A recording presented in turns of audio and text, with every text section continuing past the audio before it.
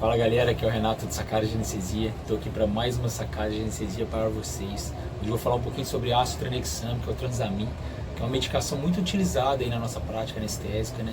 Principalmente para prevenção, né, de grandes hemorragias, né, de sangramento importante, cirurgias de grande porte, né? E também para tratamento aí de coagulopatia, né? Então é o seguinte, pessoal, o Transamin, que é o ácido tranexâmico, ele é um inibidor, né, do plasminogênio, né, competitivo, né, que vai converter o plasminogênio em plasmina. Então ele vai ser um antifibrolítico, ele vai atuar nessa parte aí da fibrinólise, não vai deixar que o paciente faça hiperfibrinólise, né, e que hoje a gente sabe que na grande maioria das cirurgias os pacientes fazem um certo grau de fibrinólise, né? Então, nessas cirurgias grandes, de grande porte, ou cirurgias de urgência e emergência com potencial de sangramento importante, nós sabemos que o paciente vai fazer fibrinólise e hiperfibrinólise. A gente usa essas medicações, o Transamin, né, o antifibrinolítico, como profilático, né, estratégia profilática, né? Em algumas situações está muito bem estabelecido na literatura, né, que é o uso do Transamin no trauma, né, com aquele estudo, grande estudo CRASH 2, também o estudo Human, uso, né, nas hemorragias, né, puerperais, né, muito importante, também diminui a mortalidade, o uso do Transamin, e em cirurgias de grande porte, ortopédica, especialmente revisão de próstata e quadril, que são os três grandes usos aí de Transamin, né, com validação, com comprovação científica. E um outro grande uso que todo mundo usa, que é a droga mais comum utilizada, né, como antifibrolítico, né, na cardíaca, é o ácido tranexâmico. Por que eu estou falando do ácido tranexâmico, pessoal? Talvez vocês não saibam, mas um dos efeitos colaterais deles, muito importante e às vezes subdiagnosticado, é a convulsão. Então, pessoal, só para vocês saberem, né, a cirurgia cardíaca já por si só já tem um risco aumentado, né, de convulsão nesse paciente. Então, os pacientes que recebem cirurgia cardíaca, né, que fazem cirurgia cardíaca, principalmente com SEC, com circulação extracorpórea, já tem um risco aumentado de convulsão.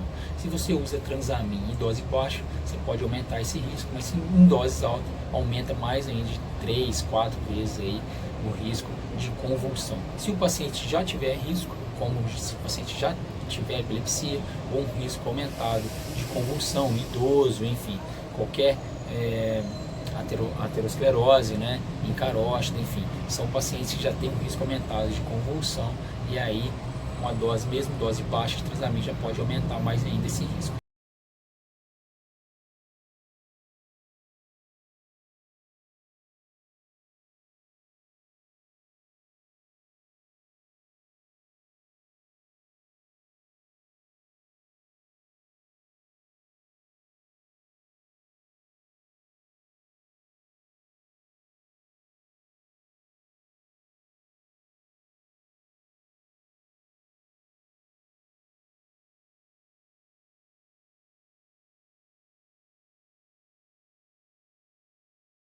A incidência de convulsão com o uso de Transamin é muito importante, a incidência é relativamente alta, apesar de chega a ser 2 a 3 vezes maior com o uso de Transamin em dose alta do que em pacientes com uso de Transamin em dose baixa ou sem usar Transamin, tá? O engraçado, importante, assim, que vocês saberem que a convulsão, às vezes ela acontece no pós-operatório, na UTI, né? E isso retarda, inclusive, extubação, tá?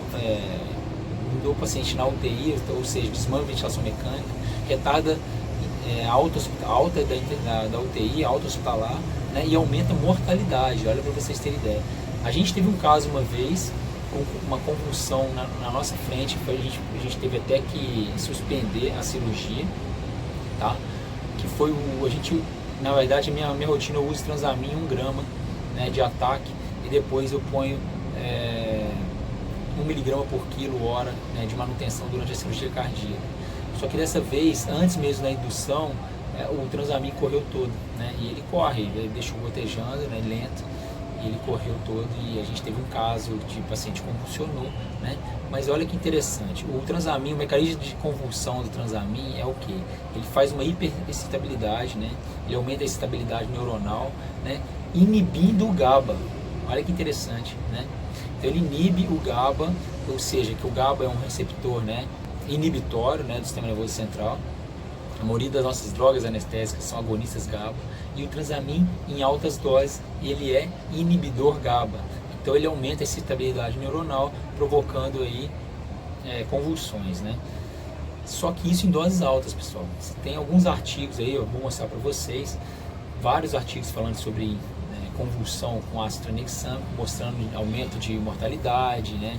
Aumento de tempo de ventilação mecânica, de UTI, né? Mas muitas das vezes relacionadas a doses altas. O que é dose alta de Transamin? É 30 mg por quilo, 30, 50 mg por quilo. Tem artigos mostrando 100 mg por quilo de Transamin em bolos. Eu acho que isso é uma dose muito, muito alta. Eu particularmente faço de 10 a 15 mg por quilo, que é considerado a dose baixa na literatura. Mas tem artigos, por exemplo, tem um artigo no hospital da Alemanha que eles usam 30 mg por quilo de Transamin e depois 500 mg durante a SEC na máquina e depois 400 mg hora de Transamin. É uma dose muito, muito alta, né? E tem um outro trabalho muito interessante mostrando que mostrando as concentrações séricas, né? E as concentrações séricas capazes de fazer o efeito antibrinolítico, né? Inibir o plasminogênio, a conversão do plasminogênio em plasmina, né? E mostrando que doses de 1 grama por quilo de ataque, depois 1 miligrama quilo hora é o suficiente para ter o efeito antibrinolítico. Mais que isso não precisa. Só que doses maiores que essa, né, são relacionadas a 2 a 3 vezes mais, aumenta mais o risco 2 a 3 vezes, né, em 2 a 3 vezes de convulsão, né? Então doses baixas também existe o risco de convulsão, mas dose menor. Agora uma outra sacada, se você tiver um paciente convulsionando por uso de Transamin, o que você deve fazer? Se ele inibe o receptor GABA, né? Se ele é um inibidor GABA, a gente vai usar o que? Agonistas GABA para inibir essa convulsão, ou seja, tratar essa convulsão. Então nada melhor do que o Propofol ou o Sevoflurano, ou até mesmo o benzodiazepina e midazolam para inibir essa convulsão. E foi isso que aconteceu com o nosso paciente. Ela teve uma convulsão, tá? Teve crises tônicas, clônicas, né? Não foi generalizado, mas ela chegou a perder a consciência, mas a gente reverteu com o Propofol e ela ficou muito bem. Então, antes que vocês saibam, né, que vocês perguntem, pô, mas o mecanismo de ação da convulsão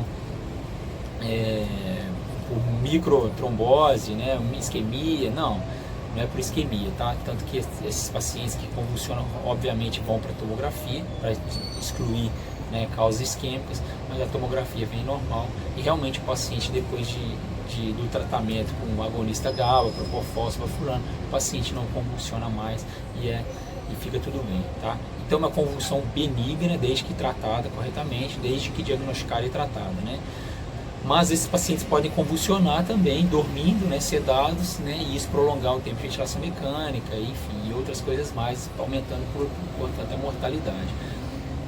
Agora, uma outra coisa interessante, se você usa uma dose alta de Transamin, está sangrando muito, você acaba tendo que usar doses maiores de Transamin, né? Você tem que tomar cuidado, porque normalmente os anestésicos que você usou na anestesia são depurados de forma mais rápida do que o Transamin. Então, portanto, pode sobrar Transamin, assim, né? Melhor dizendo, né? Modo de dizer, sobrar Transamin, né? Na circulação do paciente, e aí aumentar aí a chance de convulsão no período pós-operatório. Então, alguns artigos recomendam que, se você usou uma dose muito alta de Transamin, manter o paciente sedado aí pelas próximas 4, 6 horas para diminuir o risco de convulsão. Ou então, se é um paciente que já é epiléptico, né, que já é idoso, tem um risco maior aí de convulsão, aí você deixa o paciente sedado aí, se você tiver que usar doses grandes de Transamin, tá bom, pessoal? Interessante que o ácido aminocaproico, que é o Y, né, que é um antibrinolítico também bastante usado, né, menos usado que o Transamin, ele tem menos incidência, ele aumenta, tem menor risco, né, de dar convulsão, né, do que o Transamin, mas ele tem outros efeitos colaterais, como por exemplo, aumento da insuficiência renal, enfim. Então, se você tem um paciente de alto risco para convulsão ou que já convulsionou com Transamin, talvez valha a pena usar o Y, tá? O ácido aminocaproico, beleza, pessoal? Então essa foi a sacada para vocês, espero que tenham gostado, curtam o vídeo, tá? Dê um like aí, se inscreva no canal, compartilhe, comente vem comigo que amanhã tem mais um vídeo novo para vocês. Valeu, um grande abraço. E curtam o carnaval.